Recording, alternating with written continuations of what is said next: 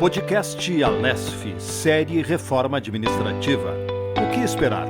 Com análise de Décio Bruno Lopes, presidente da ANFIP, Associação Nacional dos Auditores da Receita Federal do Brasil. No momento em que o país está no auge de uma crise sanitária, mais uma vez o governo e o Congresso Nacional assinalam por pautar a reforma administrativa. Será que este é o momento propício para a discussão de matéria que promove tão ampla reformulação do Estado brasileiro do serviço público?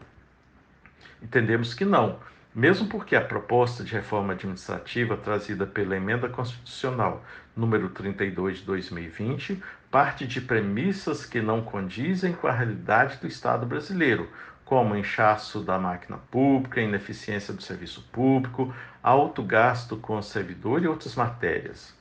Mas o que se vê é o contrário, como falta de servidores em diversos órgãos, falta de concursos públicos, ainda que para reposição de cargos vagos, o que vem dificultando cada dia mais a vida dos cidadãos brasileiros,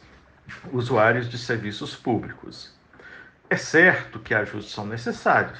mas aqueles que de fato promovam melhorias à população, o que não é o caso da PEC 32, cujo alvo é o servidor público, em especial detentores de cargo efetivo. Como se não bastasse, a Lei Complementar número 173, de maio de 2020, já vedou a concessão de reajustes, realização de concursos públicos, progressões, promoções durante todo o exercício de 2021, além da PEC 186 de 2019, que prevê a redução de jornada de trabalho e redução de remuneração do servidor em 25%. A PEC 32 propõe uma ampla alteração nas relações de trabalho do serviço público, como o fim do regime jurídico único, fim da estabilidade, previsão de diversos vínculos como contratação temporária, contrato por prazo indeterminado, contrato de experiência, o que acaba por trazer à administração pública e aos respectivos servidores uma tremenda insegurança jurídica, além da fragilização na prestação dos serviços aos cidadãos. Ao contrário do que se apregoa como moralização e modernização do serviço público e redução de custo da máquina administrativa, a PEC não resolve os reais problemas existentes, mesmo porque deixou de fora os membros dos três poderes da República e do Ministério Público, passando a surtir efeito apenas para os demais servidores detentores de cargos efetivos.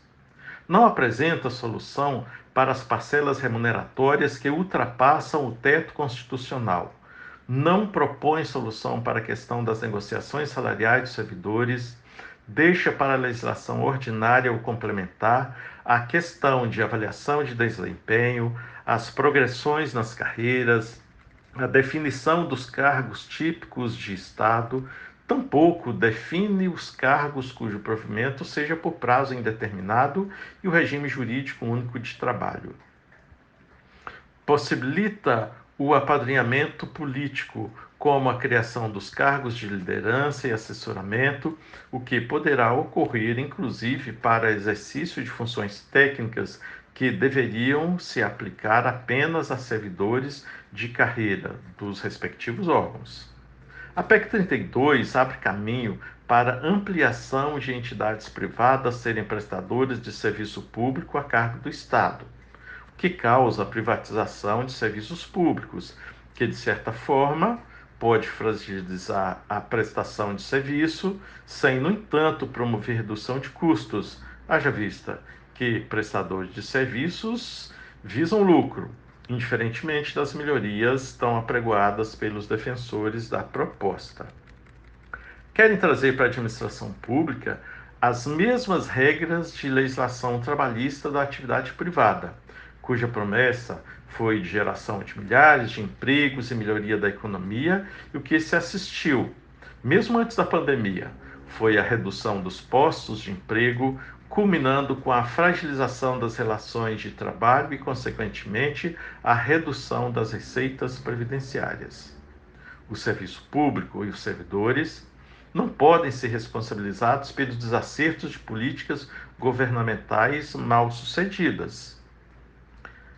Pelo contrário, Em qualquer situação, são exatamente os servidores que estão à frente das atividades estatais, principalmente neste momento em que os servidores da área de saúde estão trabalhando a exaustão para salvar vidas, os servidores das administrações tributárias, a exemplo da Receita Federal do Brasil, continuam em plena atividade de fiscalização e arrecadação, regularização de CPF, promoção de ajustes na legislação para facilitar a vida de contribuintes e destinatários dos auxílios emergenciais, desembaraço aduaneiro de forma a facilitar a entrada de produtos necessários ao combate da pandemia e promover a realização das receitas necessárias ao funcionamento do Estado. O serviço público e os servidores não param, pelo contrário, continuam em plena atividade. Enfim, o momento é de se otimizar as discussões em torno de medidas emergenciais e efetivas que tragam mais recursos para o combate à pandemia e recuperação da economia, com a geração de emprego e renda, ampla revisão das renúncias e desonerações tributárias, combate à corrupção, à sonegação, ao contrabando e descaminho e outras práticas lesivas ao interesse público e, consequentemente, possibilidade de melhoria na prestação de serviços públicos.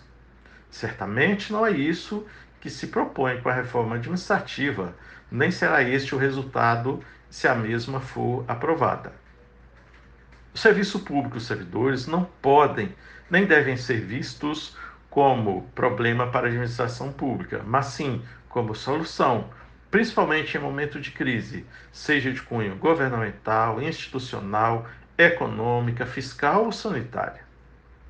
Por isso, a discussão de reforma administrativa neste momento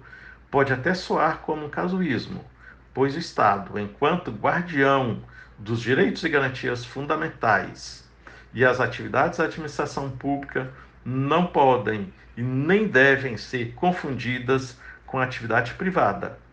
sob pena de fragilizar o poder de polícia estatal em seu mais amplo sentido. A Anfip vem trabalhando juntamente com o FONACAT e outras entidades de servidores públicos na divulgação de trabalhos que demonstram a real situação da administração pública brasileira e de seus servidores, de forma a demonstrar ainda os efeitos maléficos da proposta de reforma administrativa. É assim que a Anfip enxerga a discussão de uma reforma administrativa nesse momento. Podcast Alesf.